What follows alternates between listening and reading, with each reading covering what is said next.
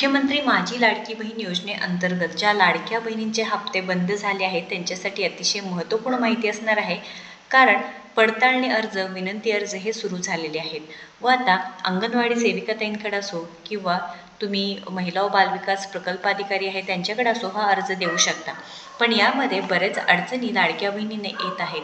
ते म्हणजे काय की इथे अर्ज क्रमांक काय टाकायचा आहे, त्यानंतर जे कागदपत्रांचं आहेत त्याबद्दल बरेचसे प्रश्न आहेत. ही सगळी माहिती आपण व्हिडिओच्या माध्यमातून पाहणार आहोत.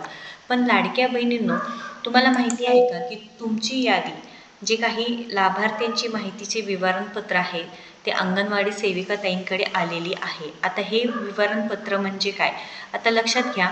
लाभार्थ्यांची माहितीचे विवरणपत्र नॉट ट्रेसेबल यादी. नॉट ट्रेसेबल यादी म्हणजे काय की बऱ्याच लाडक्या बहिणींचे जे नाव यादीत शोधूनही सापडत नसेल त्यालाच नो रेकॉर्ड फाउंड असा संदेश येत असेल. तुमच्या इथे असं येतं का, नक्कीच कमेंट करून सांगायचं आहे. जेव्हा मुख्यमंत्री माझी लाडकी बहीण योजनेअंतर्गत तुमचं नाव सर्च केलं जातं तेव्हा नॉन ट्रेसेबल यादी येते. ते यादीत नाव न दिसण्याचे कारणे काय की अपूर्ण KYC, आधार कार्ड बँक खात्याशी लिंक नसेल, तुमचे जे अर्ज आहे ते नकारले जाणे, रिजेक्टेड झाला असेल, तुम्ही अपात्र असाल, वार्षिक उत्पन्न 2.5 लाखांपेक्षा जास्त असणे, सरकारी नोकरी किंवा इतर अटींचे उल्लंघन केलं असेल किंवा डेटाबेस अपडेट नाही, तांत्रिक त्रुटी आहे, याच्यामुळे यादीत नावे न दिसण्याचे कारण आहेत. व आता नवीन काय की KYCमुळेही. आता उपाय काय करायचा आहे की स्टेटस तपासायचं आहे. लाडकी बहीण योजनेअंतर्गत ऑनलाईन स्टेटस तुम्ही चेक करू शकता. आधार बँक लिंकिंग आहे, NPCI मॅपिंग आहे का ते चेक करायचं आहे. तक्रार करू शकता. जर सर्व माहिती बरोबर असेल तरीही नाव नसेल तर जवळचे अंगणवाडी केंद्र किंवा ग्रामपंचायत लोकसेवा केंद्र इथे जाऊन तुम्ही तक्रारसुद्धा करू शकता. आणि महत्त्वाची टिप म्हणजे यादी दरमहा अपडेट केली जाते, त्यामुळे काही दिवसांनी पुन्हा तुम्हाला तपासायची आहे. हे झालं आहे नॉन ट्रेसेबल यादी. आता हे तुम्ही पाहू शकता अंगणवाडी सेविकाताईंकडून, हे मिळालेलं अंगणवाडी सेविकाताईंकडून ही जी नॉन ट्रेसेबल यादी आहे, ज्यामध्ये तुम्ही पाहायचं आहे तुमचेसुद्धा ही यादीमध्ये नाव फिल केलेलं आहे का, नाव भरलेलं आहे का. तुम्हीसुद्धा जे काही प्रकल्प अधिकारी असू द्या, अंगणवाडी सेविकाताई असू द्या, त्यांची मदत घ्यायची आहे, जेणेकरून तुमची ही पूर्ण माहिती त्यांच्याकडे जाते व ही पूर्ण माहिती गेल्यानंतर तिथे तुम्ही पात्र आहे, अपात्र आहे, ही सगळी माहिती तिथे भरली जाते. आता तुम्ही पाहू शकता, फॉर एक्झाम्पल बघा, आता इथे मी काय केलेलं की नावं दिसू नये म्हणून ब्लर केलेले आहेत. गाव आहे ते. आता तुम्ही पाहू शकता लाभार्थींचं नाव आहे फर्स्ट, जे काही लिस्ट असणार आहे. आता तुम्हाला प्रश्न असेल की ही लिस्ट कुठे येते. ही लिस्ट कुठे येते तर अंगणवाडी सेविकाताईंकडे येते. अंगणवाडी सेविक, तुमच्या जवळच्या अंगणवाडी सेविकाताईंकडे चौकशी करायची आहे ही यादी आलेली आहे का. त्यामध्ये सगळी माहिती तुम्हाला भरून घ्यायची आहे.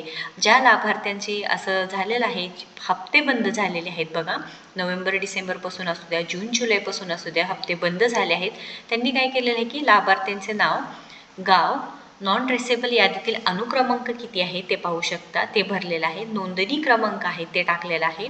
त्यानंतर तुम्ही अर्ज कोणत्या ॲपद्वारे भरलेले आहे का, पोर्टलद्वारे भरलेला आहे, ही सगळी माहिती इथे येते आहे. म्हणजे मोबाईल ॲप म्हणजे काय, नारी शक्ती ॲपद्वारे भरलेलं आहे का तुम्ही वेबसाईटद्वारे. त्यानंतर आधार क्रमांक तुमचे इथे, मोबाईल नंबर, लाभ न मिळाल्याचे कारण काय आहे ते, लाभार्थींची पडताळणी केली आहे का, होय, हे होय, जेव्हा पडताळणी होते तेव्हा होय. त्यानंतर गृहभेट देऊन खात्री केली आहे का, घरी जाऊन भेट देऊन खात्री केली आहे का, होय किंवा नाही. त्यानंतर प्रमाणपत्र पात्र आहे कि जे काही अपात्र आहे, तुम्ही पात्र आहे म्हणून इथे अंगणवाडी सेविकाताईंकडून जर आलं तर पुढील हप्ता तुमच्या खात्यामध्ये येण्यापासून कोणीही रोखू शकत नाही. कारण का, सगळी पडताळणी झालेली आहे व त्यामध्ये तुम्ही पात्र आहे असं मार्क केलेलं आहे व ते पुढे हे जे काही टेबल आहे किंवा हे जे काही विवरणपत्र असणार आहे, पुढच्या जे काही प्रोसेस असणार आहे त्याला जाणार आहे. त्यानंतर तुमचे हप्ते सुरू होणार आहे.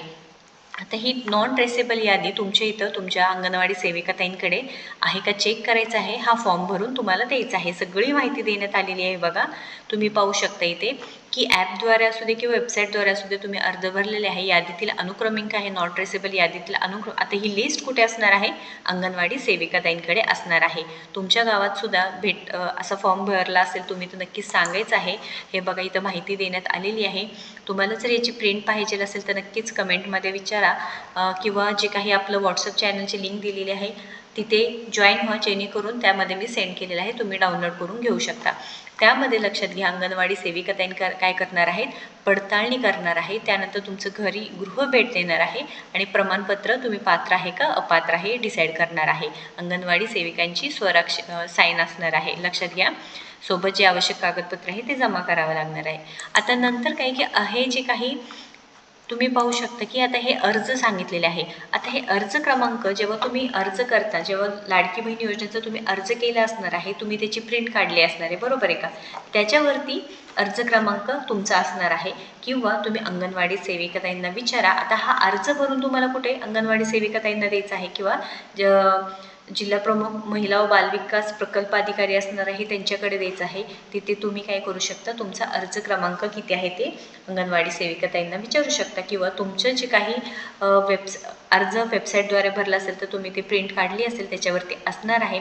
तुम्ही अर्ज ॲपद्वारे भरला आहे का, ऑफलाईन पद्धतीने भरला आहे का किंवा वेबसाईटद्वारे भरला आहे का, नक्कीच कमेंट करून आपल्याला सांगायचं आहे. या व्यतिरिक्त तुम्हाला काय प्रॉब्लेम येतो हे नक्कीच कमेंट करून सांगायचं आहे. आता यामध्ये सुद्धा, या अर्जामध्ये सुद्धा त्रुटी आहेत. कारण का की हे अर्जदार कोणी भरायचं आहे की ज्यांची EKYC प्रक्रिया पूर्ण केली आहे व हप्ता बंद झाला आहे या लाडक्या बहिणींनी. पण ज्यांची EKYC झाली नाही अशा लाडक्या बहिणींचं काय.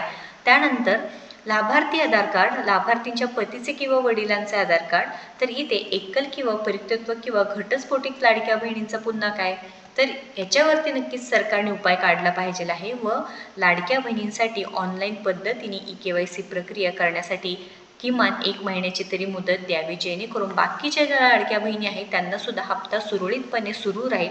तुम्हाला काय वाटतं नक्कीच कमेंट करा. कारण ऑनलाईन पद्धतीने त्यांनी जरी चान्स दिला तरी तिथे प्रश्न एवढे अवघड होते की त्याच्यामुळे लाडक्या बहिणींचे प्रश्नाचे उत्तरं चुकले व तिथे बाद झालेले आहेत. बरं, हे पॉसिबल कोणाला आहे, अंगणवाडी सेविकाताई जिथे गाव पातळीवर असतात वगैरे अवेलेबल सहज पद्धतीने होतात. पण जिथे अवेलेबलच अंगणवाडी सेविकाताई होत नाही तिथं काय करायचं, मोठ्या प्रमाणात आता हे फिजिकल व्हेरिफिकेशन होणार आहे.